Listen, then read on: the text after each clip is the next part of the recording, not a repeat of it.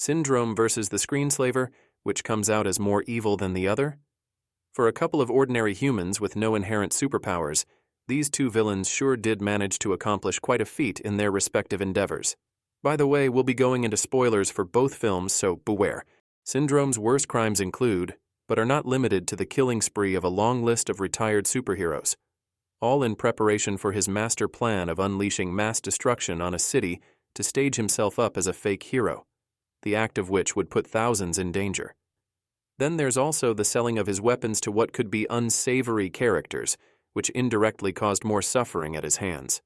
Or how about the potential benefit that could be bestowed on the world through the inventions that he chose to withhold for selfish reasons?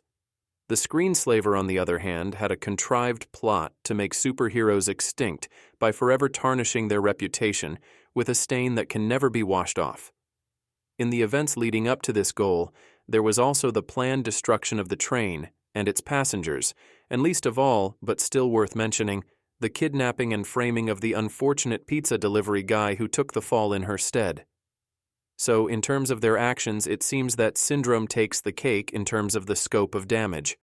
As for their origins, Syndrome's evil is rooted in the rejection he received at the hands of his idol, Mr. Incredible, which instilled a murderous hatred for all superheroes. Simultaneously, Buddy also had an inherent egotistic desire to be worshipped, which led to the facade he puts on at the end. In contrast, Evelyn's intentions arose due to a loss of faith in heroes, but through a different medium, namely the death of her father due to his slowness to adapt to the new regulations regarding outlawed supers. So in the aspect of their background, it seems that Evelyn has more of a sympathetic edge here, as the tragic death of a parent, especially at a young age, is likely to leave one embittered and wounded in spirit.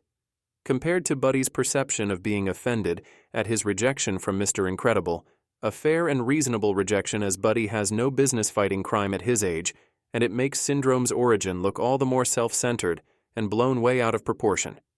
As for their motivations, Syndrome carries on the theme of self-centeredness in his goals, an extreme form of narcissism in rousing the public's adoration, an adoration founded on deception and murder, the end goal being the extinction of the notion of being super, as everyone will possess powers bestowed by his inventions.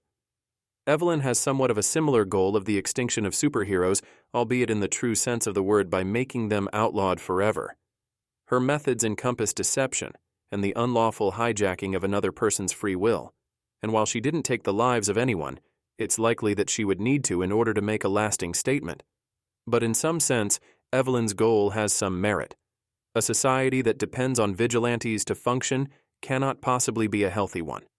Superheroes can only address the symptoms of a failed society, and not the root causes of corruption, apathy, and lawlessness. While her methods are heinous, they serve to wake the city to its true state and shake them out of their passivity.